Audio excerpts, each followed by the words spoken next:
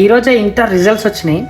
Pass అయిన వాళ్ళందరికీ congratulations, fail అయిన వాళ్ళకి మాత్రం డబల్ కంగ్రాచులేషన్స్ అని ఎందుకు అంటున్నా అంటే, ప్రతి సక్సెస్ అయినోడు ఫస్ట్ ఫెయిల్ అయినోడే.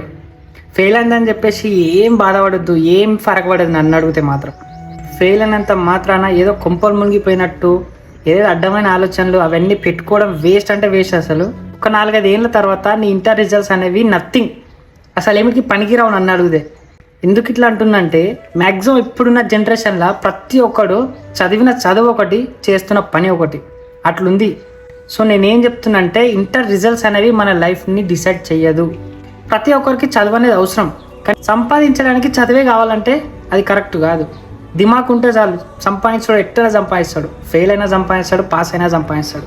ముఖ్యంగా తల్లిదండ్రులు వాళ్ళు ఫెయిల్ అయినా అని చెప్పేసి వాళ్ళ మీద తిట్టి, నీకు ఇన్ని పైసలు కట్టినా, నువ్వు అన్ని పైసలు కట్టినా, నువ్వు ఫెయిల్ అయిపోయినావు, నువ్వు పాస్ అవుతావు అనుకున్నా, అవన్నీ ముచ్చట్లు బంద్ చేసి, సరే ఫెయిల్ అయినావు కదా, సరే నెక్స్ట్ టైం రాసి పాస్గా అని మంచిగా పాజిటివ్గా తీసుకొని వాళ్ళకి కొంచెం సపోర్ట్ చేస్తారని నేను అనుకుంటున్నా.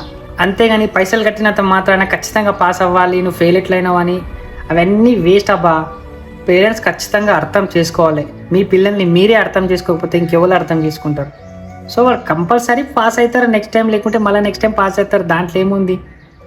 ఫెయిల్ అయినంత మాత్రాన లైఫే పోయినట్టు ఏంది? ఉన్నది ఒకటే జిందగీ పోయి హ్యాపీగా ఉండండి. ఫెయిల్ అయితే ఫెయిల్ అవుతాం, పాస్ అయితే పాస్ అవుతాం, అంతే.